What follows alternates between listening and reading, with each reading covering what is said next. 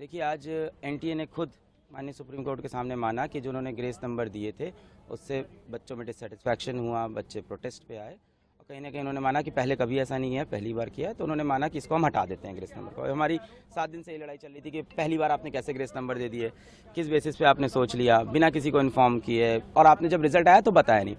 अब इससे मेरी प्रॉब्लम क्या क्या है, और उन्होंने जज एनटीए ने ये बोला है और माननीय सुप्रीम कोर्ट ने भी एग्री किया है कि जिन बच्चों को ग्रेस नंबर मिले थे 1563, उन बच्चों का या तो री एग्ज़ाम हो जाए, जो कि इन्होंने डेट दे दी है कि अप्रॉक्सीमेटली 23 जून को, या तो वो बच्चे अपने बिना ग्रेस के जो नंबर हैं उस पर हैप्पी हो जाए, यानी उनका ग्रेस नंबर काट दिया जाएगा।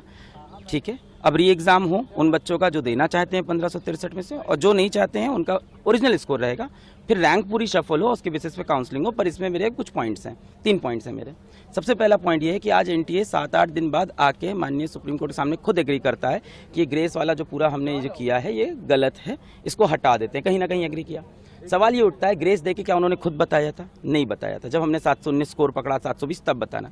तो क्या एनटीए और भी ऐसे बहुत चीज़ें करता है जो हमें पता नहीं चलती? क्या और डिस्पेरेंसीज है जो एक बार हमें अंदर घुस के देखनी चाहिए? ये तो पकड़ा गया 719 720 से, क्या ऐसे और भी मामले हो सकते हैं? तो कहीं ना कहीं ट्रस्ट का इशू है। दूसरा बात, उन्हीं बच्चों को ग्रेस मिला था और उन्हीं को री एग्जाम की अपॉर्चुनिटी मिल रही है जो माननीय हाईकोर्ट पहुंचे थे एग्जाम के बाद कि उनका समय का नुकसान हुआ है। बहुत सारा बच्चा माननीय हाईकोर्ट नहीं गया क्योंकि किसी को नहीं पता कि बाद में ग्रेस नंबर मिलते हैं, पहले कभी नहीं हुआ। और 18 साल के बच्चे को नहीं पता है कि मुझे पेपर लिखने के बाद अब हाईकोर्ट जाना होता है। तो मुझे लगता है यहाँ पे राइट टू इक्वालिटी का वायलेशन है। तीसरी बात, पेपर लीक का जो मुद्दा है वो ओपन है, उस पर सुनवाई होती रहेगी। और आज माननीय सुप्रीम कोर्ट में जजेस ने खुद बोला कि मान लेते हैं काउंसलिंग हो गई, मान लेते हैं एडमिशन भी हो गया और तब कुछ प्रूफ होता है तो we have all the powers to revert everything.